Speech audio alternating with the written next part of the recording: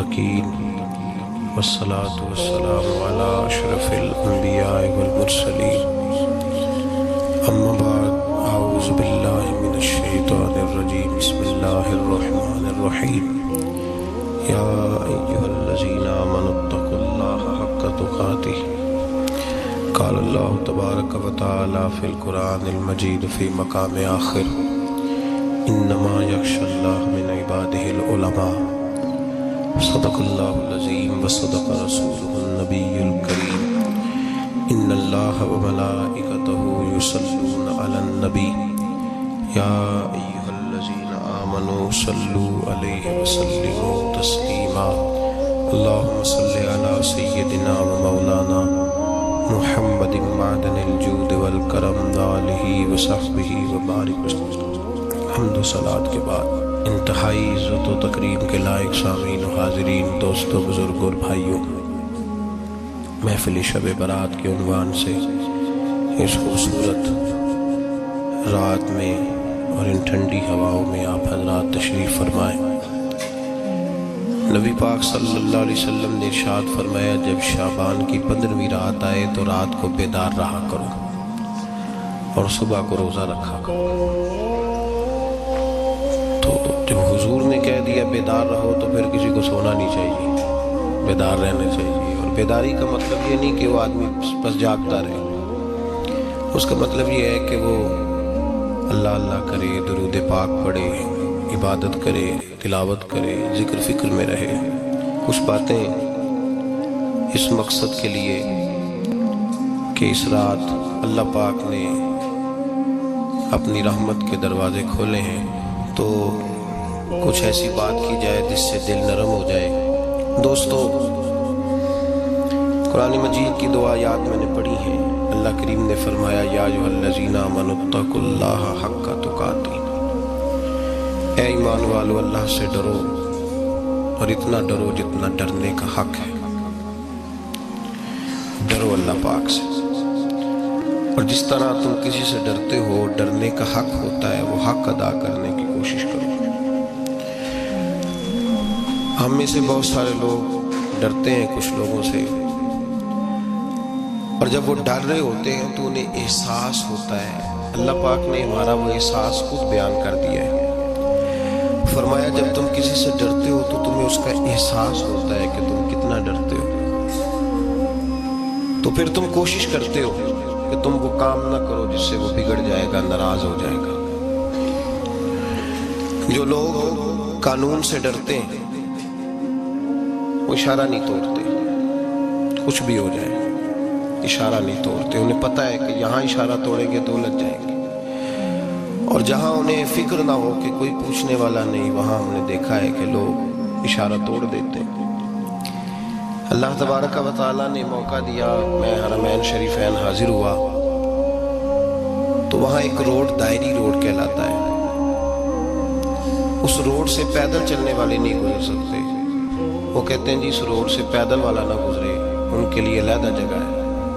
قانون یہ ہے کہ اگر کوئی پیدل آدمی وہاں سے گزرے اور اس کا ایکسیڈنٹ ہو جائے تو وہ حکومت یہ کہتی ہے کہ یہ کیوں یہاں سے گزرا تھا، لہٰذا کوئی مقدمہ نہیں ہو سکتا۔ وہاں ہم نے دیکھا ہے کہ لوگ اس سڑک پہ پیر بھی نہیں رکھتے، کہتے ہیں مر گئے تو بنے گا کچھ نہیں۔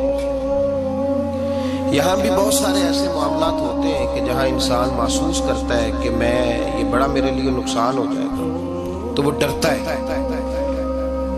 ایک چھوٹی سی بات ہے کہ رات کو کوئی آدمی اپنا دروازہ کھلا رکھ کے نہیں سوتا، حالانکہ کوئی عرض نہیں، کبھی کھلا رہ بھی جاتا ہے، اور اگر کبھی رہ جائے تو جس کی ذمہ داری بند کرنے کی ہو اس کے ساتھ پھر جو رویہ ہوتا ہے گھر والوں کا، یہ خوف ہے ہمارا اندر کا، تو بڑی شدت کے ساتھ ہم اس شخص کو سخت سست کہتے ہیں، ڈانٹتے ہیں، کہتے ہیں تو نے خیال ہی نہیں کیا، جمع پونجی لٹ جاتی تو یہ خوف ہے، یہ ہمارا اندر کا یہ خوف ہے۔ آپ بازار میں جائیں تو درجنوں لوگوں نے گن مین بٹھائے ہوئے ہیں، ان کا دل نہیں کرتا کہ اضافی تنخواہ دی جائے، کیا مطلب ہے ایک آدمی کو اضافی پیسے دینے کا، لیکن وہاں آدمی بٹھایا جاتا ہے، اس کو تنخواہ دی جاتی ہے، اس کی روٹی کا بندوبست کیا جاتا ہے، اس کے سارے ضروریات زندگی کا خیال رکھا جاتا ہے، اور پس منظر یہ ہوتا ہے کہ ڈر لگتا ہے اگر یہ شخص نہ ہوا تو ہماری چوری ہو جائے گی۔ تو اللہ فرماتے ہیں کہ تو جہاں سے ڈرتا ہے تجھے پتا ہے، تو اس طرح کر کہ مجھ سے بھی اتنا ڈر جتنا ڈرنے کا حق ہے۔ یہ جھوٹ موٹ کا ڈراوا نہ پیدا کر کے اوہ اللہ معاف کرے جی، اچھا جناب ڈرتے ہیں آپ اللہ تعالیٰ سے، آپ نے تو کانوں کو ہاتھ لگائے، تو پھر آپ کیا کر رہے ہیں؟ اللہ معاف کرے جی میں تو بات نہیں کرتا، بس 2-4 آدمیوں کی پگڑی اچھالوں گا، اس سے زیادہ نہیں۔ ڈر لگتا ہے جی بات کرتے ہو، 15-20 آدمی بس میرے قابو آئیں، یہ کس قسم کا ڈر ہے؟ ڈرنے کا حکم دیا، اور میرے رسول کریم سید عالم صلی اللہ تعالیٰ علیہ وآلہ وسلم نے ارشاد فرمایا کہ تو رب کریم سے دنیا میں ڈر جا جس طرح ڈرنے کا حق ہے۔ جب قیامت کا دن آئے گا تو اللہ تجھے ڈرائے گا نہیں بلکہ اپنی رحمت کی چھاؤں میں جنت میں داخل کر دے گا۔ یہاں ڈر، ایک جگہ تو اللہ نے فرمایا ڈرو، اور کچھ جگہوں پہ فرمایا کہ جو میرے علم والے بندے ہیں نا، جن کو میں نے علم دیا ہے، عالم ہیں، ان کے بارے میں فرمایا کہ ان کے دلوں میں میری خشیت ہے۔ انما یخشی اللہ من عبادہ العلماء، اللہ کے بندوں میں سے جو علم والے ہیں وہ اللہ کی خشیت رکھتے ہیں۔ قرآن نے ایک جگہ کہا ڈرو، خوف کا لفظ بھی استعمال کیا، وَلِمَنْ خَافَ مَقَامَ رَبِّهِ جَنَّتَانِ، خوف بھی ہے اور خشیت بھی ہے۔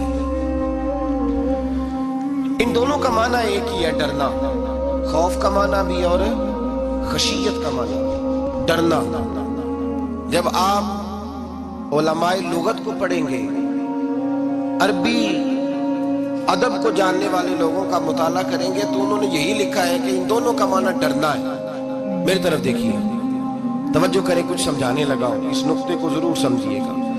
خشیت کا معنی بھی ڈرنا ہے، خوف کا معنی بھی، لیکن جب صوفیاء کے پاس جائیں نا، صوفیاء جو قرآن و سنت کی روح کی تفسیر کرنے والے ہیں، تو وہ کہتے ہیں نہیں، خشیت اور خوف میں فرق ہے، خوف اور ہوتا ہے، خشیت صوفیاء اس کی تفسیر اور کرتے ہیں۔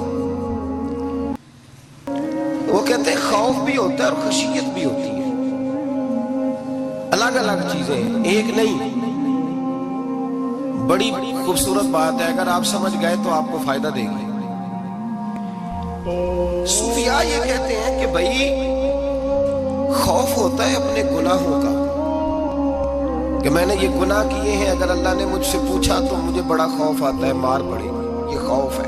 پھر سمجھ لیں، ایک آدمی نے حرام کا مال اکٹھا کیا ہے زندگی میں، معاذ اللہ اس نے بڑے پاپ کیے، گناہ کیے، شراب پی، بدکاری کی، معاذ اللہ تعالیٰ ثم معاذ اللہ۔ اب اسے ڈر لگ رہا ہے کہ اللہ تبارک و تعالیٰ نے پوچھا تو میں کیا جواب دوں گا، یہ خوف ہے۔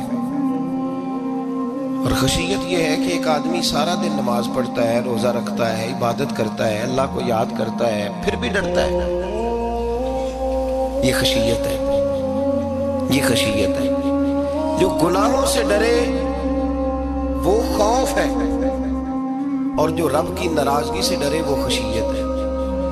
جو کہے یار میرا رب کہیں ناراض نہ ہو جائے، میرا رب کہیں مجھ سے، بڑی خوبصورت مثال دی۔ میں نے اپنے صاحب سے پوچھا کہ حضور یہ مسئلہ کیا ہے، تو فرمانے لگے ایک بادشاہ نے ایک غریب کی بیٹی اسے پسند آ گئی تھی، تو اس نے عزت کے ساتھ اس سے شادی کر لی، رشتہ بھیج کے وقار کے ساتھ۔ بیٹی کا باپ اپنی بیٹی کے مقدر پر رشک کرنے لگا کہ میری بیٹی کو بادشاہ نے پسند کیا ہے، بادشاہ کے شہزادے نے رشتہ بھیج دیا ہے۔ شہزادہ بیاہ کے لے گیا بیٹی کو، 20 کنیزائیں، نوکرانیاں اس عورت کی خدمت کرنے پہ لگی ہوئی ہیں، اس کا ہر حکم ماننے کو تیار ہے، لیکن وہ بی بی سویرے بھی رو پڑتی ہے اور شام کو بھی رو پڑتی ہے، وہ روتی رہتی ہے۔ اس سے کسی نے پوچھ لیا کہ بی بی تو روتی کیوں ہے، 20 کنیزائیں ہیں، گھر میں سکون ہے، ہر شے ہے، تو روتی کیوں ہے؟ تو وہ کہنے لگی اصل بات یہ ہے کہ جو کچھ مجھے ملا ہے میں اس کے قابل نہیں تھی، تو میں ڈرتی ہوں میرا سائیں کہیں ناراض نہ ہو جائے، وہ ناراض نہ ہو جائے، میں قابل نہیں تھی، میری اوقات نہیں تھی، من آنم کے من دانم، میں جو ہوں اس کا مجھے پتا تو ہے. اس نے میری حیثیت سے، میری اوقات سے، میرے ظرف سے، میری محنت سے بڑا بڑھ کے مجھے عطا کر دیا. میری چونکہ اوقات سے زیادہ دے دیا تو میں ڈرتی ہوں وہ ناراض نہ ہو جائے، کہیں میری یہ کھیل، یہ جو میں نے گھونسلہ بنایا ہے، یہ کہیں میرا ٹوٹ نہ جائے. میرے بھائی، میرے رسول کریم سید عالم صلی اللہ علیہ وسلم کے امت کے اولیاء، صلحاء، صوفیاء، اتقیاء، صحابہ، اہل بیت، یہ لوگ جب روتے تھے تو یہ کوئی اس لیے نہیں روتے تھے کہ یہ آج دوپہر کو چینی میں ملاوٹ کر کے آئے ہیں تو اس لیے رو رہے ہیں رات. اس لیے نہیں روتے تھے کہ آج انہوں نے جو شکر بیچی ہے اس شکر کے اندر بورا ملایا ہوا تھا. اس لیے نہیں رو رہے کہ آج 10 15 20 لاکھ رشوت کا مال بینک میں جمع کر، اس لیے تھوڑی روتے تھے. یہ تو اس لیے روتے تھے کہ اللہ تو نے بڑا کچھ عطا کیا ہے، کہیں ہم سے ناراض نہ ہو جانا. یہ تو اس کی خشیت میں رو رہے تھے. حضرت داؤد طائی رحمت اللہ تعالی علیہ، حضرت امام جعفر صادق جو نبی پاک صلی اللہ علیہ وسلم کے نواسے، جناب داؤد طائی کی ملاقات ہوئی تو امام جعفر صادق حضور کے نواسے عرض کرنے لگے، داؤد طائی یار میری بخشش کی دعا کرنا، رب مجھے معاف کر دے. تو حضرت داؤد طائی رحمت اللہ علیہ فرمان لگے، امام صاحب آپ حضور کے نواسے ہیں، میں نے دعا کرنی ہے کہ آپ نے میرے لیے کرنی ہے. تو حضرت امام جعفر صادق رو پڑے، کہنے لگے یار تو نہیں کرنی ہے، اور اسی لیے تو تجھ سے دعا کرا رہا ہوں کہ کہیں ایسا نہ ہو نانا مصطفیٰ کی بارگاہ میں جاؤں تو وہ مجھے کہیں کہ میں کس طرح کا تھا تو کس طرح کا بن کے آیا ہے. یہی تو دعا کرانی ہے کہ میرے لیے دعا کر. جو جتنا بڑا ہوتا تھا نا اتنی زیادہ خشیت ہوتی. اور گناہگار کے تو اللہ تبارک و تعالیٰ بعضوں کا سزا دیتا ہے، آنسو سلب ہو جاتے ہیں. اس کو تو اپنے گناہوں پہ رونا ہی نہیں آتا. وہ تو روتا ہے بچہ نہ ہو تب روتا ہے، وہ تو روتا ہے پیسے نہ ہو تب روتا ہے، وہ تو اس وقت روتا ہے جب اس کا مال چلا جائے. اس کو تو بعضوں کا، گناہگار کو تو بعضوں کا سزا ملتی. اللہ فرماتے تو دنیا کے لیے روئے گا، میرے لیے نہیں رو سکتا. اور جو رب کریم کے بندے ہوتے ہیں انہیں اللہ کہتا ہے تو دنیا سے بے نیاز ہے، تیری آنکھ سے آنسو جب بھی ٹپکے یا میرے لیے ٹپکنا چاہیے یا محمد مصطفیٰ کے لیے ٹپکنا چاہیے. آپ اگر اس بات کو تھوڑا سا غور کے ساتھ سمجھے تو تمام اولیاء صلحات کیا یہ رو رہے ہیں، تڑپ رہے ہیں. کیا اس کی وجہ تھی؟ نمازیں کم رہ گئی تھی، روزوں میں کمی تھی، فرائض ادا نہیں کرتے تھے کہ رویا کرتے تھے. کیوں روتے تھے؟ حضرت سیدنا عمر فاروق رضی اللہ تعالیٰ عنہ کے بارے میں صحابہ کہتے ہیں جناب عمر فاروق جب نماز پڑھاتے اتنا رویا کرتے تھے کہ 7ویں صف تک ان کے رونے کی آواز جایا کرتی. 7ویں صف تک ان کے رونے کی آواز جاتی. ہم لوگ بن کے بیٹھ گئے ہیں، ہم لوگ بن کے بیٹھ گئے. ہم یہ سمجھتے نہیں کہ ہماری حیثیت کیا تھی اور رب کریم نے ہمیں نوازا کیا ہے. آپ پڑھیے کتابیں. میرے رسول پاک صلی اللہ علیہ وسلم فرماتے ہیں میرا عمر جس گلی سے گزرے شیطان رستہ بدل جاتا ہے. نبی پاک فرماتے ہیں میرا عمر جب تک دنیا میں رہے گا دوزخ کو تالا لگا رہے گا. اس صاحب حسن الغابہ نے لکھا ہے نبی پاک صلی اللہ علیہ وسلم نے حضرت جبریل امین کو بلایا، فرمایا چل میرے عمر کی شان بیان کر. تو حضرت جبریل امین علیہ السلام عرض کرنے لگے یا رسول اللہ صلی اللہ علیہ وسلم 950 سال اگر اللہ مجھے عمر دے، 950 سال رب عمر دے اور پھر بھی میں عمر فاروق کے فضائل بیان کروں تو میں نہیں کر سکتا. عمر کی شان میں نہیں بیان کر سکتا. 950 سال بھی اگر میری عمر ہو. نبی پاک نے فرمایا پھر میرے ابو بکر کے بارے میں عرض کی یا رسول اللہ ابو بکر کی تو بات اس سے بہت آگے کی ہے نا. وہ نبی پاک کتنی عظمت بیان کر رہے ہیں، کس قدر زیادہ رسول کریم صلی اللہ تعالی علیہ وآلہ وسلم ان کی عظمت بیان کرتے ہیں. حضرت عمر کیا کہتے ہیں؟ وہ لوگوں کو بتاتے پھرتے ہیں کہ تم نے دیکھا ہے نا میری کتنی عظمت ہے. وہ یہ نہیں کہتے. حضور فرماتے ہیں عمر کی بڑی شان، بڑی شان، بڑی شان. اور عمر کے پاس جب بھی کوئی جاتا ہے کہتے ہیں عمر آپ کا کیا مقام ہے؟ تو عمر فرماتے ہیں میں تو اونٹ چرانے والے کا بیٹا ہوں، میں تو اونٹ چرانے والے کا بیٹا ہوں، میں تو اونٹ چرایا کرتا تھا، میں تو 10 اونٹ نہیں سنبھال سکتا. حضرت فاروق اعظم رضی اللہ تعالیٰ عنہ سے کو پوچھتے جناب عمر آپ کا کیا حال ہے؟ تو آپ فرماتے ہیں یہ تو میرے مقدر ہے کہ میری بہن نے قرآن سنایا تو میں در رسول تک پہنچ گیا، ورنہ مجھے پوچھنے والا کوئی نہ ہوتا. کبھی جناب علی المرتضیٰ کا بازو پکڑ کے کہتے ہیں علی تو نہ ہوتا تو عمر ہلاک ہو جاتا. بھائی حضور شانیں بیان کرتے. نبی پاک کہتے ہیں میرے ابو بکر نے احسانات کیے، बड़े सादात किए, मैंने सबका बदला चुका दिया, अबू बकर का नहीं चुकाया। अल्लाह की बारगाह में अर्ज करूंगा, या अल्लाह तू ही इसे बदले दे। और जनाब अबू बकर सिद्दीक से कोई पूछता है, अबू बकर आपका क्या हाल है?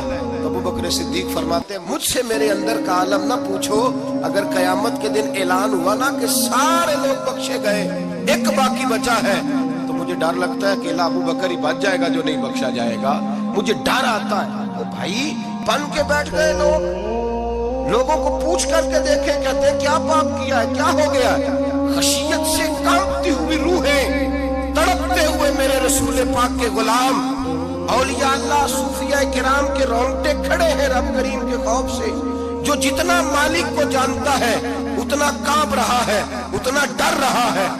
इसकी आंखों से आंसू खुश्क है, मतलब ये रब को जानता ही नहीं। इसे क्या खबर उसका जलाल कितना है, इसे क्या खबर उसका अजाब कितना है, तू क्या जाने। इन्ना बत्श रब्बिका लशदीद, जब वो पकड़ता है तो बड़ा सख्त पकड़ता है। हजरत उस्मान गनी को 3 दफा मेरे नबी पाक ने फरमाया जन्नती है, जन्नती है। अल उस्मान फिल जन्ना, अल उस्मान फिल जन्ना, अल उस्मान फिल जन्ना। 3 दफा हुजूर ने जन्नत की बिशारत दी। मेरे मुस्तफा करीम ने फरमाया, मेरा उस्मान गली से गुजरे तो फरिश्ते भी इसकी हया करते हैं। जनाब उस्मान गनी, जिनको मेरे नबी ने 2 बेटियां दे के कहा, उस्मान मेरी 100 बेटी भी होती, एक के बाद दूसरी इंतकाल करती जाती तो मैं सारी तेरे निकाह में दे देता। वही हजरत उस्मान गनी कब्र पे खड़े हैं, हुजूर के विसाल के बाद एक कब्र पे खड़े, आंखों से आंसू जारी है, दाढ़ी सारी आंसुओं से भर गई है, रोते ही जाते हैं, रोते ही जाते हैं। गुलाम कहता, उस्मान यार रोना हमें चाहिए, रोना हमें चाहिए, जिनको कोई बिशारत नहीं और आपको तो 3 बिशारतें, रोते क्यों हो? जनाब उस्मान गनी फरमाने लगे, जिस मुस्तफा ने मुझे जन्नत की बिशारत दी, उसी रसूल ने फरमाया था कब्र आखिरत की मंजिलों में से पहली मंजिल है। आखिरत की मंजिलों में से पहली मंजिल सोचता हूँ, अगर रब करीम ने उस्मान से हिसाब पूछ लिया, हिसाब कैसे देना है? मेरे मुस्तफा करीम ने, ये तो बात है ना जनाब उमर की, ये तो बात है हजरत उमर की, हजरत अबू बकर की, जनाब उस्मान गनी की। और जिस शेर खुदा के बारे में नबी पाक ने फरमाया, अलीयुन मिन्नी व अना मिन अली, फरमाया अली और मैं 2 नहीं, मैं अली हूँ और अली मैं है। जिनको फरमाया मन कुन्तु मौला फ़हाज़ा अलीयुन मौला, जिसका मैं मौला उसका अली भी, उसका अली भी। जिस मौला अली शेर खुदा को ये दर्जा दिया, वलीउल मुर्तज़ा उठे हैं, नमाज का वुज़ू किया है, मुसल्ले की जानिब जाने लगे तो जनाब अली का वजूद थर थर कांपने लगा, थर थर, छम छम आंसू बरसने लगे। हजरत सैयदना इमाम हसन आगे बढ़े, अब्बा जी क्या हुआ? मैं हसन डर रहा हूँ, मालिक की बारगाह में जा रहा हूँ, कहीं रब अली को धुतकार ही ना दे, कहीं मालिक अली से हिसाब ही ना पूछ ले, कहीं अल्लाह तबारक व तआला नाराजगी की नजर से ना देखे। ओ भाई, हम लोग इतने दलेर, इतने तगड़े, इतने स्याह, इतने अक्लमंद, इतने गुनाहों के पीछे पहाड़ हैं, लेकिन मजाल है कोई एक कतरा वो आंसू जो हमने संभाल के रखे हैं दुनियादारी पे बहाने के लिए। कभी अपना हिसाब कर, कभी सोच। रोज शिकवा करता है, कहता है मेरे पास पैसे नहीं, गाड़ी नहीं, कार नहीं, कोठी नहीं, सरमाया नहीं। कभी सोच, जो कुछ है, अगर रब करीम मेरे और आपके अमाल देखे तो हमारी हैसियत है कि वो सारा कुछ हमें दिया जाता, हमारी औकात थी कि वो हमें दिया जाता जो उसने दिया है। टटोल के देखें, उम्र गुजर गई, शिकवे करते, जरा पलट के देखें। अगर हमारे गुनाह और हमारी नेकियां इकट्ठी की जाएं तो हम जज़ा वाले नहीं, सजा वाले निकलते हैं माज़अल्लाह। महमूद गज़नवी बड़ा प्यार करते थे अय्याज के साथ, बड़ा प्यार करते थे, नवाजा करते थे, रोज कोई ना कोई तोहफा मिलता था अय्याज को। कुछ हसद करने वालों ने कहा, महमूद तू इसे तोहफे देता है और ये जंगल में असला इकट्ठा कर रहा है, ये तेरे खिलाफ अलहदा से फौज तैयार कर रहा है, कुछ वक्त आएगा ये तुझे छोड़ के अलहदा से बादशाही का दावा कर देगा। महमूद गज़नवी कहने लगे, ये किस तरह की बात? क्या तुम्हें पता है कि अय्याज असर से लेकर इशात तक कहाँ रहता है? महमूद कहने लगे, यार वाकई मैंने कभी पूछा तो नहीं। शक का बीज बो दिया, शक का बीज बो दिया। महमूद गज़नवी कहने लगे, अच्छा आज मैं पीछा करूंगा, तफ्तीश करूंगा, तहकीक करूंगा कहाँ जाता है, तहकीक करूंगा। महमूद गज़नवी निकले पीछा करने, असर के बाद अय्याज ने जंगल का रुख किया, महमूद भी पीछे पीछे हो लिए। कहते हैं जंगल के बीच जाके एक झोंपड़ी आई, उस झोंपड़ी के अंदर अय्याज गए, दरवाजा खोला, अंदर चले गए। मुझे बड़ा गुस्सा था कि हर बात मुझे बताता है, ये क्यों नहीं बताई। जब अय्याज अंदर गए तो मैंने जोर जोर से दरवाजा खटखटाया गुस्से के साथ। अय्याज ने दरवाजा खोला, बाहर आए। मैंने कहा पीछे हट। अय्याज पीछे हटे तो मैं अंदर चला गया। महमूद कहते हैं जब मैं अंदर गया तो मैंने उस झोंपड़ी में एक पुराना कुर्ता लटका हुआ देखा, एक टूटे हुए जूते पड़े हुए देखे, एक छोटा सा डंडा देखा, एक मटका, एक प्याला देखा। मैंने सारी तलाशी ली तो चंद टूटी फूटी पुरानी चीजें। मैंने कहा यार ये क्या है? तो कहते हैं यास, कहने लगा बादशाह टटोल के देख ले, यही कुछ है जो तूने देखा। मैंने कहा ये है क्या? कहते हैं यास पैरों में बैठ गया, तड़प के रोने लगा। कहने लगा बादशाह ये मेरी औकात है, ये मेरी औकात है, ये मेरी औकात है, ये मेरी औकात है। का क्या मतलब? कहने लगा जिस दिन तेरे पास आया था ना तो ये मेरी कायनात थी कुल। आज तेरी मेहरबानियों ने मुझे यहाँ तक पहुँचा दिया है। मैं जो तेरा गद्दार नहीं ना होता, मैं जो तेरी नाफरमानी नहीं करता, इसलिए नहीं करता कि मैं हर शाम आके अपनी औकात याद करता हूँ और फिर मुझे रोज रात को मेरा नफ्स कहता है इसका वफादार रहना, इसका वफादार रहना। तू इस हाल में था जब आया था, अगर ये बिगड़ गया तो फिर तुझे अपनी औकात का पता है ना। महमूद गजनबी ने सीने से लगाया, कहने लगे आज तक तू बचा भी इसलिए है कि तू अपनी औकात नहीं भूला। मुल्ला रूमी कहता है अपनी औकात याद रख, तू क्या था। तुझे एक रात सोने न दे तो अपनी टांगों पे खड़ा नहीं हो सकता। तेरी वो आंख ले जाए तो कुछ नहीं कर सकता, वो तुझे माजूर कर दे तो कुछ नहीं कर सकता। 30-30 साल के ऊंचे 7 फुट कद के जवान उसने फालक ज़दा करके अस्पतालों में डाल दिए, वो कुछ न कर सके। बड़े बड़े पहलवान जो कहते थे कि हम उठे तो दुनिया उठती है, उसने फेंक दिए मनो मिट्टी के नीचे, कुछ न कर सके। अपनी हैसियत न भूल। मेरे रसूल करीम सैयद आलम सल्लल्लाहु अलैहि वसल्लम ने फरमाया 2 बातों में लोग धोखे में हैं, धोखे में है, धोखे में है, धोखे में। या रसूल अल्लाह कौन सी? फरमाया जो सेहतमंद है वो धोखे में है, वो समझता मैं कभी बीमार ही नहीं होऊंगा, मुझे रोज इसी तरह नींद आएगी जिस तरह आप आती है, मैं रोज इसी तरह उठूंगा जैसे आप उठता हूँ, मैं जितना ही लंबा चौड़ा रहूंगा जिस तरह आज हूँ, मेरा हुस्न इसी तरह कायम रहेगा जैसे आज है। तू धोखे में है, धोखे में। बड़े बड़े आए, बड़े बड़े मिट्टी का ढेर हो गए, फना हो गए। कुल्लु मन अलैहा फान, फना हो गए, कोई पूछने वाला न रहा। और मेरे रसूल पाक ने फरमाया जो फारिग है, जिनको रब ने अपनी इबादत के लिए फारिग किया, अपने दीन की नौकरी के लिए फारिग, वो भी धोखे में है, वक्त जाया कर रहे हैं, चौक और चौराहे में खड़े हैं।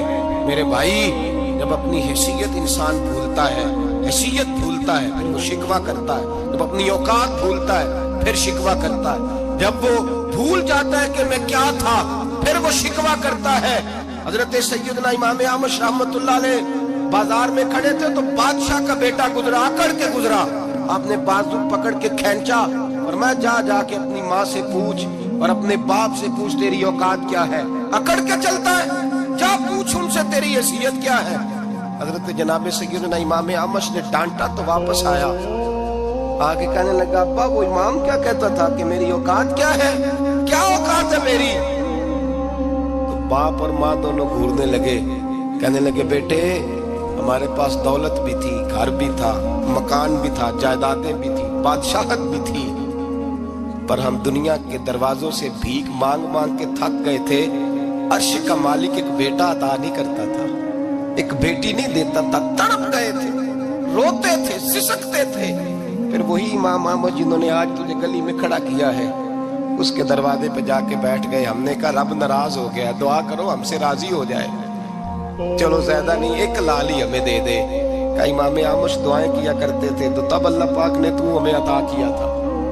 तेरी ओ भाई अपनी हैसियत का तो तायुन का, बढ़ बढ़ के बातें करता है, तू बड़ा खोल खोल के बोलता है, अपनी हैसियत का तो तायुन करना, जरा अंदाजा तो करना कि तू कौन था, कहां से आया है, तेरी औकात क्या है।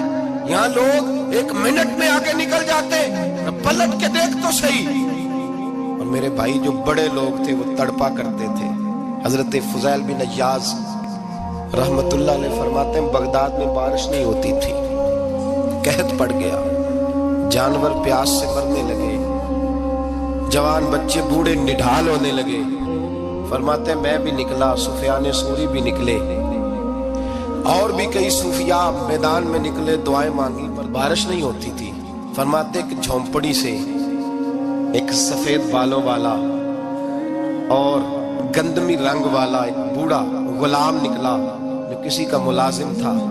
باہر آیا جھونپڑی سے, ہم اسے دیکھ رہے تھے, وہ ہمیں دیکھ نہیں رہا تھا. فرماتے ہیں اس کے چہرے پر عبادت کے نشان تھے, دور سے اس کا چہرہ دیکھتے لگتا تھا کوئی رب کریم کا بندہ ہے. فرماتے ہیں ہم اسے اللہ کا ولی جانتے تھے. اس نے دعا مانگی کہ تو لفظ پتہ کیا ہے دعا کے, ہاتھ اٹھا کے کہنے لگا مولا مجھے پتا ہے یہ جو بارش نہیں نہ ہو رہی ہے میری وجہ سے نہیں ہو رہی, میرے گناہوں کی بڑی لمبی فہرست ہے, بڑی لمبی لائن ہے. کہنے لگا اے اللہ میری اکیلے کی وجہ سے سارے بغداد کو سزا تو نہ دے. رب کریم جوان بھوکے, بچے بھوکے, مائیں ترس گئیں, بچے ترس گئے, جانور پانی کے قطرے, اللہ گناہ تو میرے اکیلے کے ہیں اور ان سب کو سزا کیوں دیتا ہے؟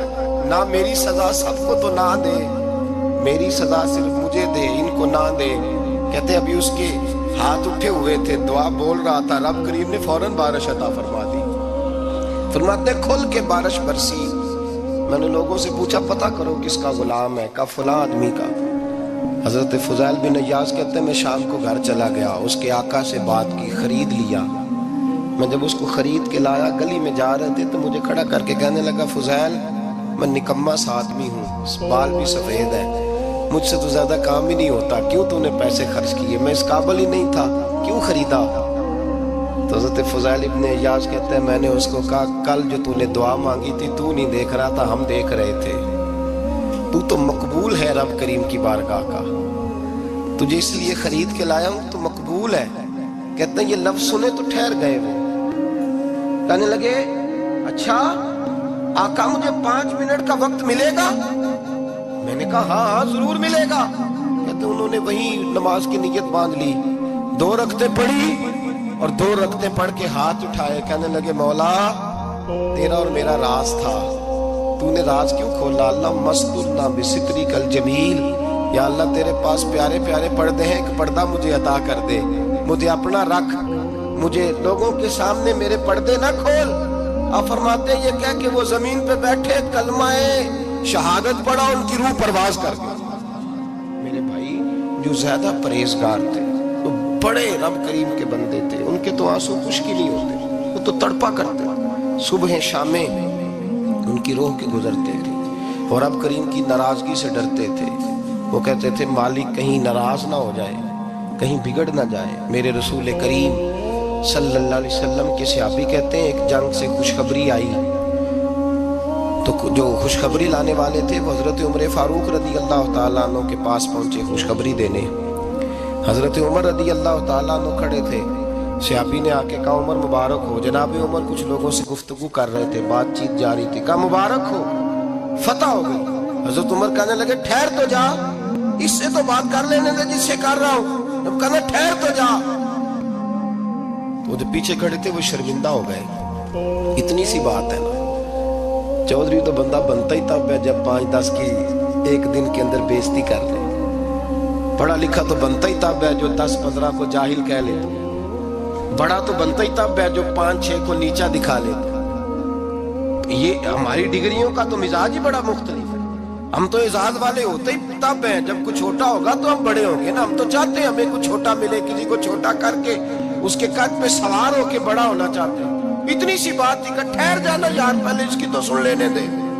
وہ شرمندہ ہو گئے صاحب. جب وہ شرمندہ ہوئے تو سیدنا فاروق اعظم دوڑے گئے. صحابہ کہتے ہیں گارا تھا, کیچڑ تھا, اس گارے میں سر رکھا, سجدہ کرنے لگے, اٹھے, کہنے لگے مولا اپنے عمر سے ناراض نہ ہو جانا, یہ کل تک اونٹ چرایا کرتا تھا, آج تیری مخلوق کو شرمندہ کرنے لگ گیا ہے. یہ اپنی حیثیت ہی بھول گیا, اسے خبر ہی نہیں کہ یہ کیا تھا, یہ آج تیری مخلوق کو شرمندہ کرتا ہے. اللہ اپنے عمر سے ناراض نہ ہو جانا. वो शख्स कहते हैं पीछे आके खड़ा रो रहा हूँ। मैंने कहा उमर क्या कर रहे हो? फरमाया नहीं यार, मैंने तुझे शर्मिंदा किया है, ये मैं भूल गया था कि मैं क्या हूँ। भाई अपनी हैसियत का तयन करें, आओ आज अपनी हैसियत का तयन करें। देखें हम कहाँ थे, कहाँ बैठे, पलट के देखें क्या थे, हम क्या हैं। रातें कहाँ गुजरती हैं, सुबह कहाँ बीतती हैं। एक लम्हे के लिए पलट कर अपने जुल्म, ज्यादतियाँ, झूठ, ग़ीबतें, बेहयाइयाँ, अपनी ज़िंदगी के उमूर का अगर हम यक नज़र जायज़ा लें, पीछे पलट के देखें तो हज़रत जनाब सैयदना गौसे आज़म जिलानी रज़ी अल्लाह ताला अन्हु फरमाया करते थे, अगर लोग अपने गुनाह याद करें तो वो परेशान हो जाएं कि हमें पानी का कतरा क्यों मिल रहा है। अगर अपनी गलतियां याद करें तो उन्हें एहसास हो कि उनका सांस कैसे चल रहा है। तो भाई अगली बात सुनोगे तो और हैरान हो जाओगे। हज़रत गौसे आज़म रज़ी अल्लाह ताला अन्हु फरमाया करते कि अब ख्याल आता है, अब सोच आती है कि रब करीम ने कितनी ढील दी हुई है। हम हैं कि समझते हैं ये मेरी अक्लमंदी का कमाल है कि मुझे सारा कुछ नाफरमानी के बावजूद भी मिल रहा है। भाई खशियत इलाही पैदा करें। जितना बंदा बड़ा होता था उसके दिल में खौफ भी अल्लाह का वो जानता था। हजरत इमाम आज़म अबू हनीफा बैठे थे तो एक बीबी फतवा पूछने आई। बीबी रोज खामन से मुतालबा तो करती है, फलां चीज़ चाहिए, फलां चीज़ चाहिए। अल्लाह करे वो ये मुतालबा करने लग जाए कोई शय नहीं चाहिए, जो चाहिए हलाल का चाहिए। आमीन तो कह दे। अल्लाह करे बीबी ये मुतालबा करने लग जाए सूखी रूखी चाहिए, पर चाहिए मुझे जायज़ देना, बेशक एक वक्त देना। अल्लाह करे ये मुतालबा होने लग जाए। शब बारात की बड़ी मुकद्दस रात, अल्लाह करे इस रात ये मुतालबा होने लग जाए। एक बीबी आई खातून, चरखा काटती है, सूत बनाती है। हजरत इमाम साहब से मसला पूछने आई। क्या मसला पूछा उसने? कहने लगी हजरत जी मैं ना रात को अपनी छत पे बैठ के चरखा काटती हूँ, सूत बनाती हूँ। 14वीं रात का चांद जब चढ़ा होता है तो उसकी रोशनी में मैं चरखा काटती हूँ। कई दफा ना बादशाह का लश्कर मेरी गली से गुजरता है, बड़े बड़े लालटेन उन्होंने पकड़े होते हैं, बड़े बड़े रोशनदान, बड़ी बड़ी उनके अंदर रोशनी होती है। तो हजरत जी कई दफा ना वो जब गुजरते हैं तो उनकी रोशनी में भी मैं कुछ सूत बना लेती हूँ। मसला ये पूछना था कि उस रोशनी में मैं जो सूत बनाती हूँ उसकी कमाई मेरे लिए जायज़ है कि नाजायज़ है? उसकी रोशनी में हजरत इमाम आज़म ने अल्लाह अकबर का और छम छम आंसू गिरने लगे। हजरत इमाम साहब ने अपना गिरेबान पकड़ा और खींचा, कमीज फट गई। कहने लगे बीबी मसला छोड़, तू पहले बता तू है कौन, कहां से आई है, कौन है, बता। कहने लगी मैं हजरत बिशर आफी की हमशीरा हूं, मैं हजरत बिशर आफी को जो दरवेश नंगे पैर नहीं फिरता रहता बगदाद की गलियों में, मैं स्वजीम भाई की बहन हूँ, बिशर आफी की हमशीरा हूँ। तो हजरत इमाम आज़म फरमाने लगे कोई और बीबी आती तो उसके लिए जायज़ था, क्योंकि वो जानबूझ के तो किसी की रोशनी नहीं इस्तेमाल करती, खुद आती है। कोई और आती तो जायज़ था, तेरा मकाम बड़ा है, तेरे लिए जायज़ नहीं, लिए जायज़ नहीं तो अपनी हैसियत का तयन कर, ये तेरे लिए दुरुस्त नहीं। भाई बड़ा तो तू तब होगा जब तेरी एहतियात बड़ी हो जाएगी, बड़ा तब होगा जब तेरा तकवा बड़ा हो जाएगा, बड़ा तो तब होगा जब तू हलाल हराम के मामले में बारीक बारीक चीज का ख्याल रखेगा। और अगर तुझे खैर है देखी जाएगी, सारी दुनिया कर रही है, सारी जमाना कर रहा है, फलां भी कर रहा है, वो खुदा के बंदे ये किस तरह का मामला है, ये किस तरह की जमहूरियत है? अपने आप को समझाएं मेरे अजीज, खशियत वाली जिंदगी पैदा करें, तकवे वाली जिंदगी पैदा करें। हम लोग ऐसा वक्त गुजार रहे हैं और ये याद रखना हमेशा, इंसान दुनिया में आते हैं, इस शहर के बहुत सारे लोग हो गुजरे, उलमा, मशाइख, सूफिया, ताजर, जिमीदार। आप किसी भी शोबे में टटोलेंगे तो आपको कई नाम मिलेंगे। इस शहर मोहब्बत के ढेरों लोग हो गुजरे और ये कहानी हर शहर की है। आज मैं और आप यहाँ बसते, कुछ वक्त के बाद हम दास्तान होंगे। इमाम शाफी रहमतुल्लाह अलैह फरमाते हैं, मैं एक शहर से गुजर रहा था तो मेरे पैर को ठोकर लगी, میں نے زمین کھودی تو ایک کھوپڑی نکلی، کھوپڑی نکلی تو اس کے اوپر تاج بھی تھا۔ فرماتے میں نے شہر کے لوگوں سے پوچھا یہ کیا ہے؟ تو کہنے لگے یہ بادشاہوں کا قبرستان ہے، اس میں غریب دفن تو نہیں ہو سکتا تھا، دفن تو بادشاہوں کا خاندان ہے، لیکن افسوس کی بات یہ ہے کہ یہاں مٹی ڈالنے کوئی نہیں آتا۔ اب یہ سیدھی سڑک بن گیا۔ بھائی کبھی پلٹ کے دیکھ، ہزاروں لوگ آئے، اس روڈ سے کروڑوں لوگ گزرے اور منزل کو چلے گئے، لوگوں نے یاد نہیں رکھا۔ آپ اپنے حصے کا عمل کرنے آئے، ٹھیکیدار نہیں ہے کوئی اپنی اولاد کا، بال بچے کا، بہن بھائی کا۔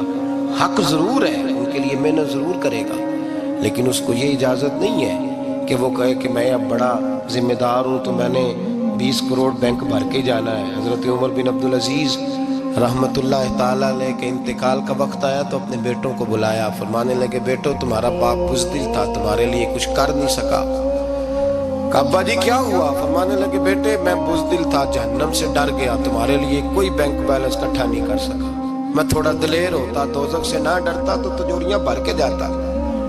پرانے بادشاہ محل چھوڑ کے گئے ہیں پر میرے پاس کچھ نہیں ہے، بادشاہ ہونے کے باوجود میں فقیر ہوں، خالی آ جا رہا ہوں، بزدل جو تھا۔ آپ نے جب یہ لفظ کہے تو بچے رونے لگے، کہنے لگے ابا جی ہمیں تو فخر ہے، ہمیں تو فخر ہے، جس گلی سے بھی ہم گزرتے ہیں کپڑے ہمارے سادے ہوتے ہیں پر لوگ دکانیں چھوڑ کے ملتے ہیں، کہتے ہیں نیک باپ کی اولاد جا رہی ہے، یہ بڑے مرتبے والے باپ کی اولاد جا رہی ہے۔ بھائی یاد رکھیں، خشیت الہی پیدا کریں، نہ اپنی ذات کے ساتھ ظلم کریں۔ اگر آپ کوئی بھی غلط کام کرتے ہیں تو اس کا جواب آپ نے دینا ہے۔ اگر آپ نے 1 کروڑ روپیہ ناجائز کمایا ہے تو وہ اللہ آپ سے نہیں، آپ کے بچے سے نہیں پوچھے گا، بیوی سے نہیں پوچھے گا، بہن بھائی سے نہیں، وہ آپ نے جواب دینا ہے۔ آپ نے اپنے اعمال پر غور کریں۔ آج شب برات ہے، میرے نبی کریم صلی اللہ علیہ وسلم نے فرمایا کہ میری امت کی اتنی بخشش ہوگی، مدینے میں سب سے زیادہ بنو کلب کا قبیلہ بکریاں پالتا ہے، ان کی بکریوں کے بالوں سے بھی زیادہ اللہ میری امت کی بخشش فرمائے گا۔ اس کو توبہ کی رات کہا جاتا ہے۔ توبہ کا مطلب یہ ہوتا ہے کہ اللہ میں آج کے بعد گناہ نہیں کروں۔ توبہ کا مطلب ہوتا ہے کہ میں آج کے بعد یہ غلطی،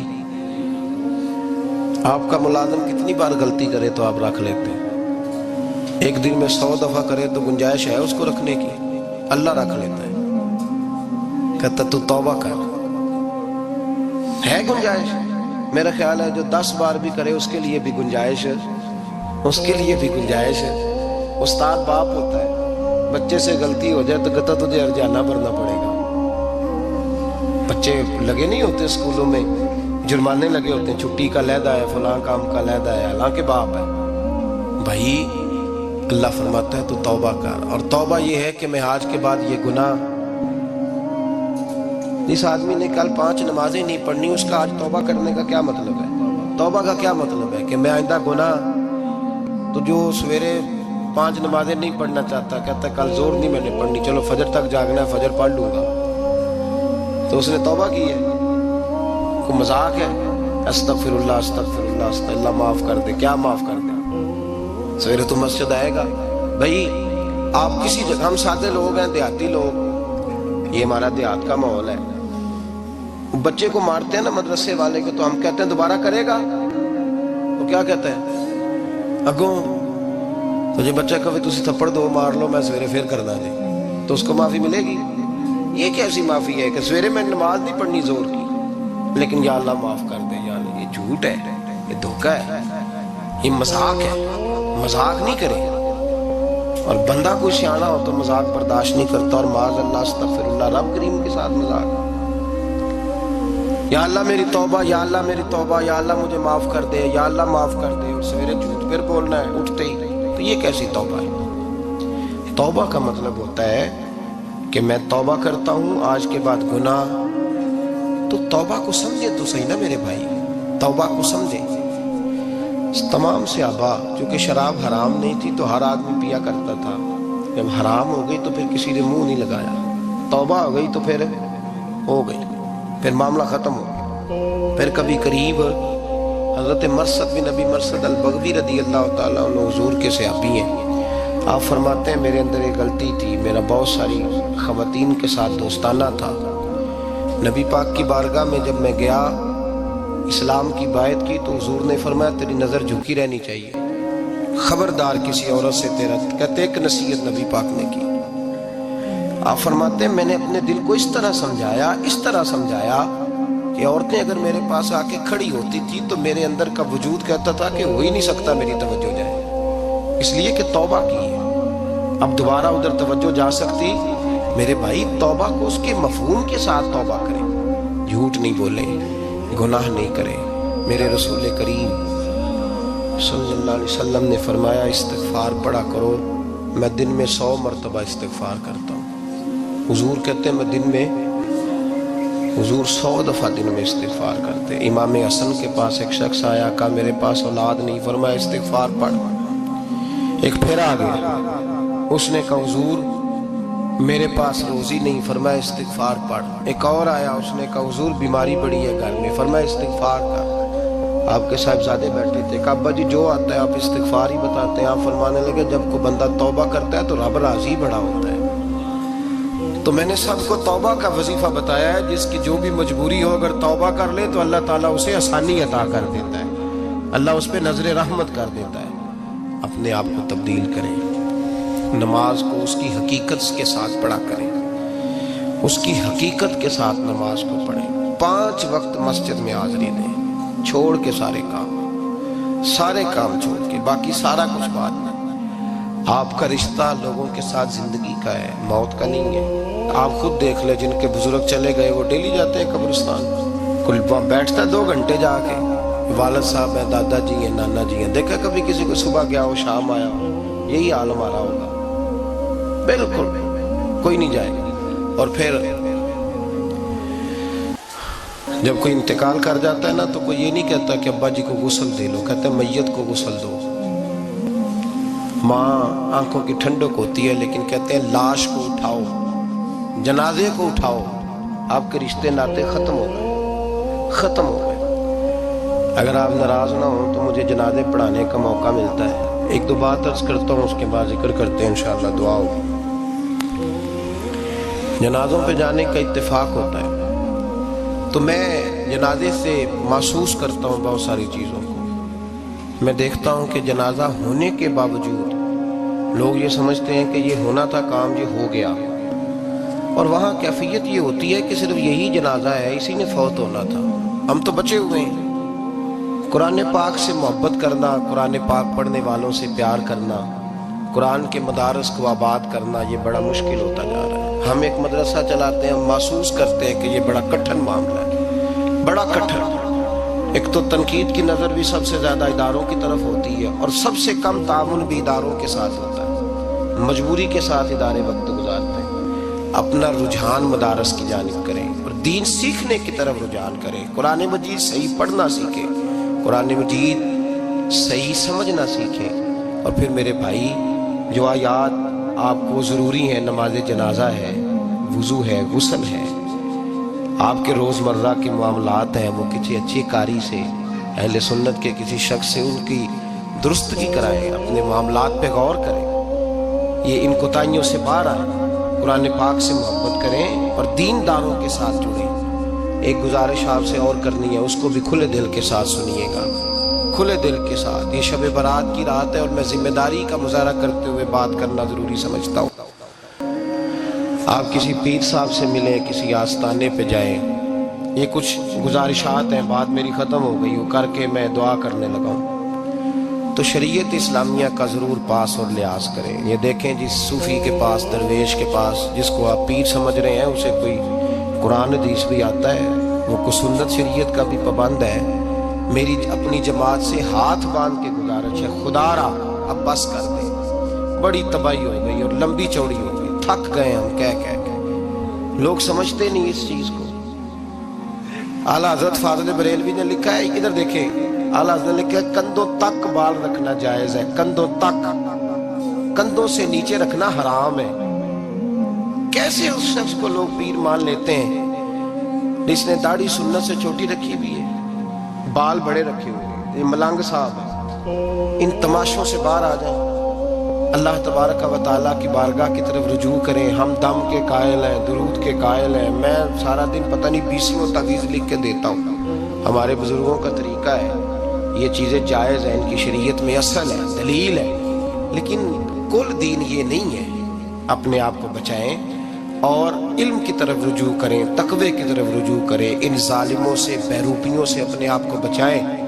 اور میں ان لوگوں کو بھی دعوت فکر دیتا ہوں جو ہمیں روز آ کے کہتے ہیں یہ تمہارا پیر تو یہ تمہارا پیر, جب ہم خود کہہ رہے ہیں ہمارا نہیں, تو ہم کسی شرابی کبابی کو اٹھا کے کہہ دیں یہ تمہاری جماعت کا بندہ ہے تو تم رکھ لو گے؟ کہو. ہم اگر کہہ دیں تمہاری جماعت یہ درس دیتی ہے تو تم مان لو گے؟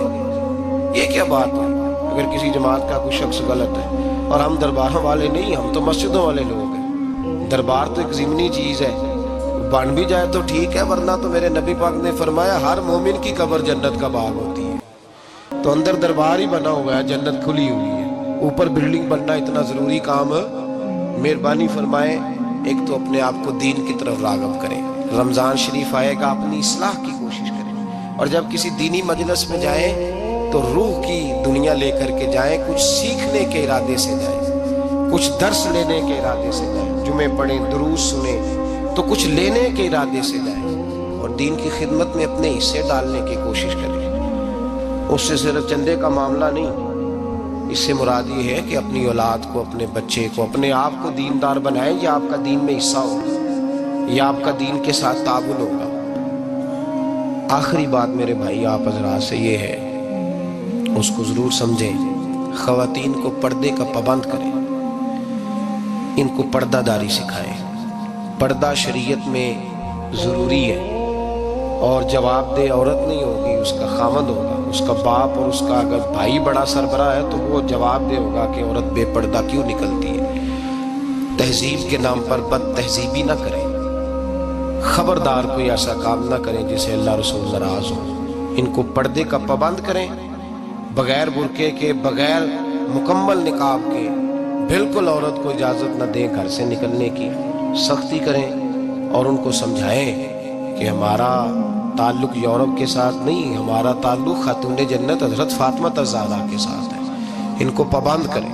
اور یہ میں ذمہ داری سے بات کہہ رہا ہوں, مرد ذمہ دار ہے اگر اس کی عورت با پردہ نہیں ہے, وہ ذمہ دار ہے, اور اللہ کی بارگاہ میں اس کی کوئی بات قابل قبول نہیں ہوگی. اور شب برات کی رات اتنے لوگ گواہ ہیں کہ یہ پیغام آپ کو پہنچایا گیا, آپ کو پہنچایا گیا. آسمان, زمین اور ہوا گواہ ہے کہ ہمیں یہ بات پہنچائی گئی کہ ہمیں ان کو پردہ کرانا ہے. ذکر ہوگا. ذکر کیا ہے؟ ذکر ہے اللہ کو یاد کرنا. اور میرے نبی پاک صلی اللہ علیہ وسلم نے ایک حدیث میں فرمایا رب کا ذکر اس طرح کرو کہ لوگ تمہیں دیوانہ سمجھیں. یہ لوگ باتیں کرتے ہیں تو کھول کھول کے, اللہ کے ذکر کی باری آتی ہے تو تھک سے جاتے ہیں. تھک کے ذکر نہیں کریں, ذکر کریں تو پوری دل جمی کے ساتھ, سرور کے ساتھ, کیف کے ساتھ. اور آج کر کے تو دیکھیں بھلا ذکر میں ہوتا کیا ہے, یہ لذت کیا ہے, یہ کیف کیا ہے. میرے بچے چھوٹے مجھ سے کہتے ہیں ذکر لمبا کرایا کریں. میرا بیٹا اکثر مجھے کہتا ہے ذکر جو ہے نا وہ جب آپ بڑا لطف آتا ہے ذکر میں. ذکر تو ایک کیفیت ہے, لگ جائے تو اس کا ایک اپنا ذائقہ ہے. تو ذکر کریں اللہ کا, درود شریف پڑھیں. دعا کیا ہے؟ آج لائٹ کو بند کر کے جب ہمارے ہاں ذکر ہوتا ہے, دعا ہوتی ہے, تو ہمارے بزرگ یہ کہتے ہیں ہم ثابت یہ کرنا چاہتے ہیں کہ ہم مجمع میں نہیں بیٹھے, یا اللہ تیری بارگاہ میں بیٹھے, ہمیں تو ساتھ والا دیکھ نہیں پا رہا. دعا مانگے, اور اللہ سے مانگے تو کھول کے مانگے. اور آج اگر ہو سکے نا تو کوئی ایک آدھ قطرہ گرا ہی دے. میرے نبی پاک نے فرمایا محفل میں چند لوگ بھی رو پڑے تو سب کا کام بن جاتا ہے. آپ میں سے کوئی نیک آدمی ایسا ہوگا تو ہمارے جیسے کئی گناہگاروں کو ساتھ اللہ اس پہ فضل فرمائے گا. یہاں ذکر کے بعد دعا ہوگی, دعا کے بعد پھر سلام ہوگا, پھر ایک دفعہ آخر میں دعا ہوگی. پھر آپ کو کچھ وقت دیا جائے گا انفرادی طور پہ نفل ادا کرنے کا. 4 6 نفل پڑھ کے نئے سرے سے تازے ہو کے آپ حضرات تشریف لائیں گے. اور پھر انشاءاللہ تعالیٰ یہاں لنگر کا بندوبست ہوگا. آپ حضرات کے لیے ماں حضرت جو کچھ ہے آپ کو پیش کیا جائے گا. کوشش کریں روزہ رہ ہی جائے صبح کا.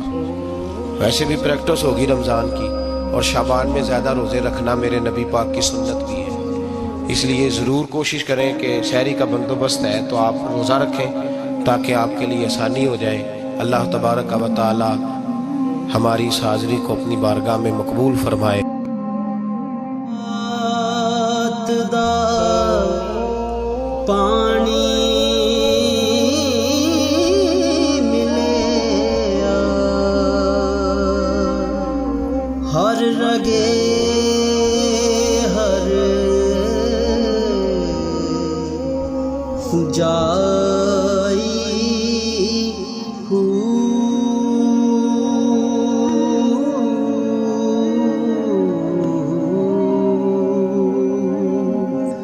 اندر بوٹی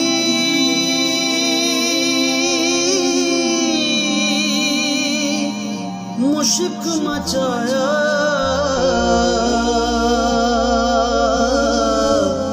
جان پھولن تے